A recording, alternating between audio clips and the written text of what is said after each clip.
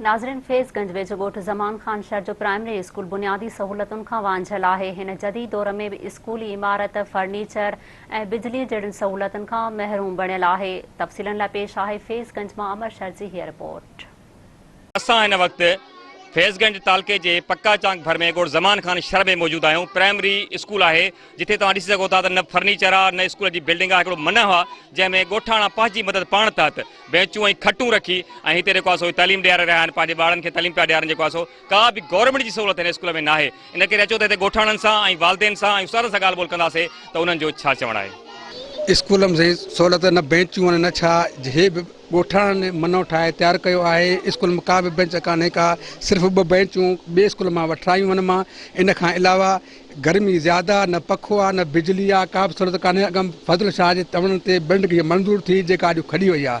हे मोहम्मद अमीन eight ज़मान Khan school हली रहियो आहे, तक़रीबन हिनखे 3-4 साल थी रहिया आहिनि, पर का बि सहूलियत असांखे न ॾिनी वई आहे। साईं, असांजी इहा ई रिक्वेस्ट आहे, असांजो इहो ई मसइलो आहे त हिन स्कूल जी बिल्डिंग मंज़ूर थियल आहे ऐं अञा ताईं उनजो कुझु बि असांखे न मिलियो आहे। मासूम ॿार आहिनि जेके हिन मन जे हेठां ऐं साईं खे चवां अहिड़ी गर्मी में वक़्त खे गुज़ारे रहिया आहिनि ऐं स्कूल खे काफ़ी टाइम थी वियो आहे असांखे बिल्डिंग मिले ऐं हिन में न को पखो आहे, न को सोलर आहे, न को सिस्टम आहे।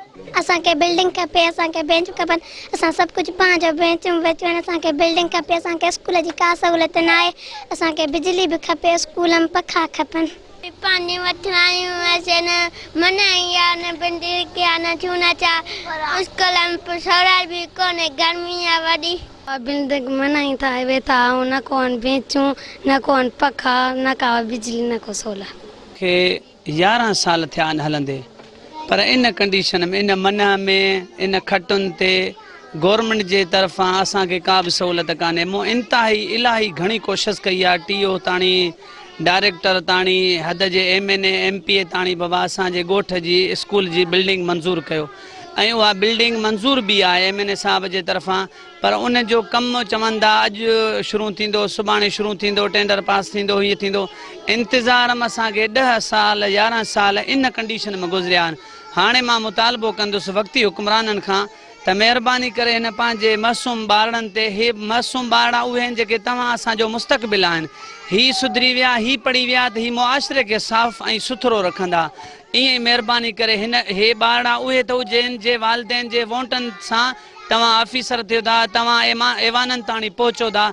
बराए करम हिन ॻोठ हाजी ज़मान ख़ान प्राइमरी स्कूल अमीन शहर जी बिल्डिंग खे सुहिणे अंदाज़ में तयारु करे हिन मासूमनि खे सहूलियत फराहम कई वञे। नाज़रीन, तव्हां प्राइमरी स्कूल ज़मान ख़ान शहर जे जेके हिते ॿार आहिनि उन्हनि जूं ॻाल्हियूं ॿुधियूं, जेके वालदेन हुया उस्ताद जूं ॻाल्हियूं ॿुधियूं। हिन जो चवणु आहे त फौरी तौर ते स्कूल खे बिल्डिंग, फर्नीचर समेत समूरियूं सहूलियतूं ॾेई वञनि जीअं ही जेके असांजो मुस्तक़बिल ॿार आहे इहे आसानी सां तालीम हासिलु करे सघनि। अमर शहर, मिरान TV, फैज़गंज।